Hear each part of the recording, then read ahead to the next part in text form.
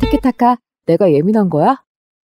자, 바쁘디 바쁜 현대사회 10분 안에 끝내는 썰풀이 시간. 자, 스브스 프리미엄 팟캐스트 티키타카.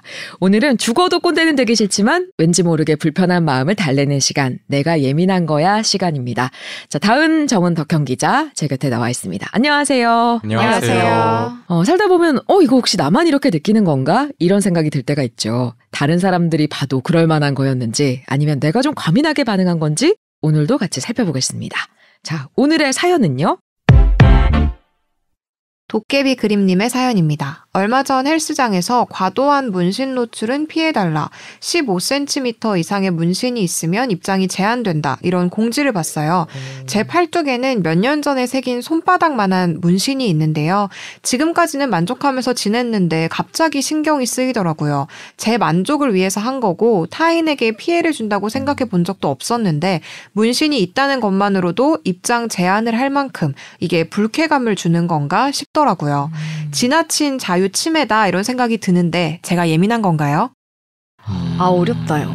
어렵다요? 어렵다요. 네. 이거는 저는 딱 안 떨어지는. 손바닥만한 문신이어가지고.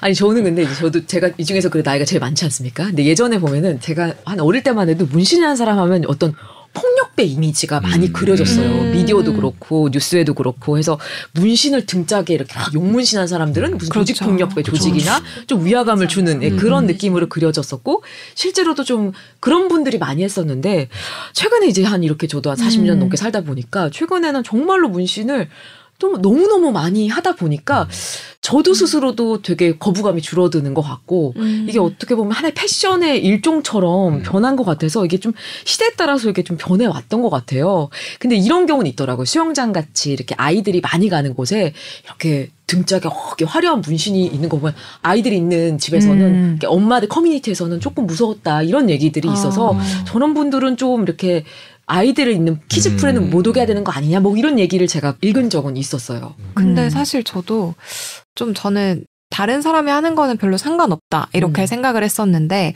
근데 또 너무 이렇게 제가 이렇게 길을 걷다가 반바지를 요새 많이 입잖아요. 근데 반바지를 입는데 종아리에 엄청 크게 도깨비 얼굴이 이렇게 그려진 분이 앞에 있었는데 좀 가까이 다가가거나 뭔가 하기는 어렵고 약간 저도 모르게 좀 피하게 되는 건 확실히 있기는 하더라고요. 그래서 이게 또 사실 헬스장 하면 조금 노출이 많은 공간이다 보니까 좀 불편할 수도 있을 것 같다 이런 생각이 들기는 하네요. 근데 이분이 약간 그 15cm 이상의 문신의 모양을 뭐 도깨비 그림이라고 했네요. 도깨비인가 봐요. 하지만 아닐 수도 있죠. 좋아하시는 그림일 수도 있어요. 아니, 저는 약간 15cm 문신의 그 내용이 중요하다 이 얘기를 하려고 했었거든요. 뭐 꽃 이런 거는 꽃이다 이러면은 좀 괜찮을 수 있는데 뭐 칼 뭐 이런 거면은 이거는 좀 제지 당할 수밖에 없겠다 이런 생각을 했는데 어렵네요. 저는 이게 그림도 그림인데 딱 길이가 15cm 정도면 사실 좀 어떻게 보면 작거든요. 그러니까 저희가 흔히 생각하는 뭔가 그런 위압적인 이런 느낌이 아닐 수도 있어가지고 그러니까 어느 정도 사이즈냐에 따라서 좀 이 사람이 뭐 억울할 수도 있겠다 아니면 이거는 누가 봐도 위압감을 느낄 만하다 이게 좀 다를 것 같아가지고 점점 산으로 가는 것 같은데요? 아니, 사이즈와 이 그림 내용이 갑자기 사이즈 얘기하니까 살이 찌면 문신도 커지나요? 이런 생각이 들어서 지금 지름 얘기하신 건가요? 길이 얘기하신 건가요? 둘 다요. 둘 다요? 네. 반경 15cm. 근데 실제로 이렇게 문신을 이유로 입장을 제한하는 곳이 있긴 있다고 들었어요. 네, 있더라고요. 그 일부 호텔 수영장이나 헬스장 같은 곳에서 문신한 고객의 입장을 제한하는 이른바 노타투존 정책을 시행하고 있는데요. 서울 강남구에 위치한 한 대형 헬스장에서 SNS에 이런 공지를 올렸어요. 문신 노출을 지양해달라. 네, 헬스장 특성상 신체 노출이 자유로운데 팔다리를 거의 가릴 정도의 문신은 회원 간의 위화감을 조성할 수 있다. 이런 취지라고 설명을 했고요. 해당 헬스장 관장은 최근에 과한 문신으로 불쾌감을 유발할 수 있는 사례가 종종 있었고 그게 부담스럽다는 회원들의 간접적인 불만이 있었다. 그러면서 저희 회원님들 절대 다수가 비문신이다. 저도 대중에게 사업을 하는 입장이다 보니까 다수의 입장을 고려해야 해서 이런 공지를 내렸다라고 설명을 했습니다.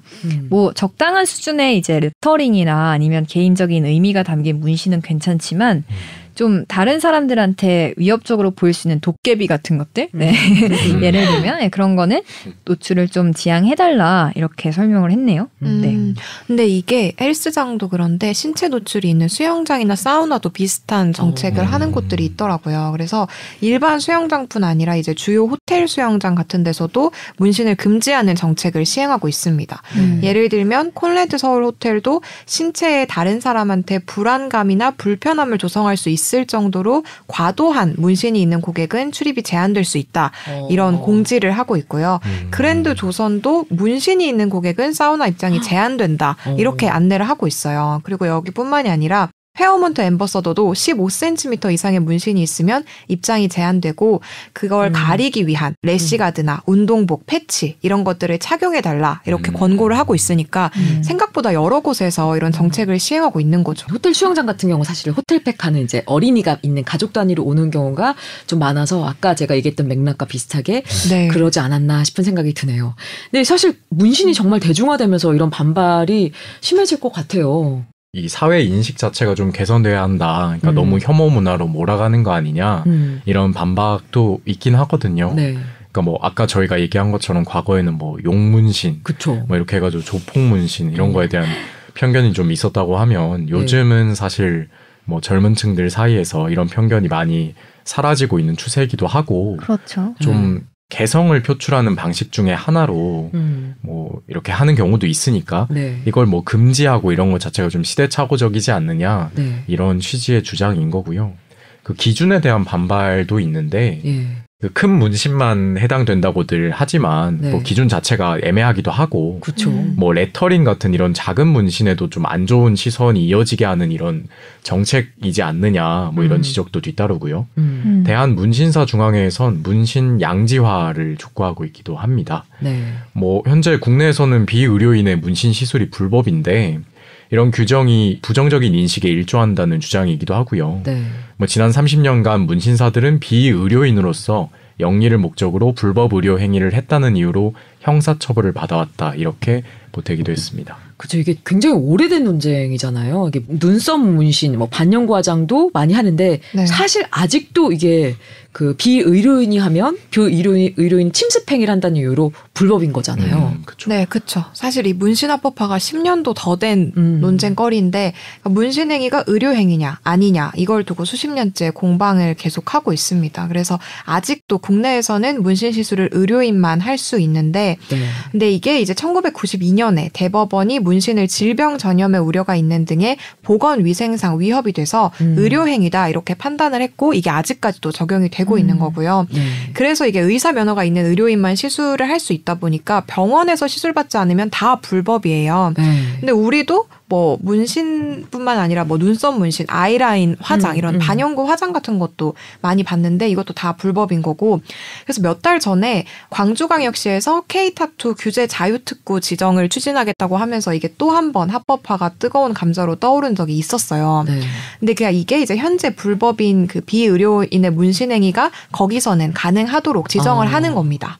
근데 그렇다 보니까 계속해서 좀 이게 문신이 합법화 되지 않나 이런 기대감이 생기다 보니까 교육하는 곳도 많이 생겨서 관련 산업이 계속 커지고 있으니까 이제 이걸 교육하는 곳은 막상 많이 생기는데 실제로 그게 나와서 하는 건 또 불법인 이런 상황이 벌어지고 있는 거고요. 아, 근데 이게 현실적이지 않은 게 사실은 이렇게 의료인이 문신해야 되니까 병원 안에 오히려 그 이 문신을 하시는 의료인이 아닌 분이 속해서 월세를 내고 하는 부작용들도 있고요.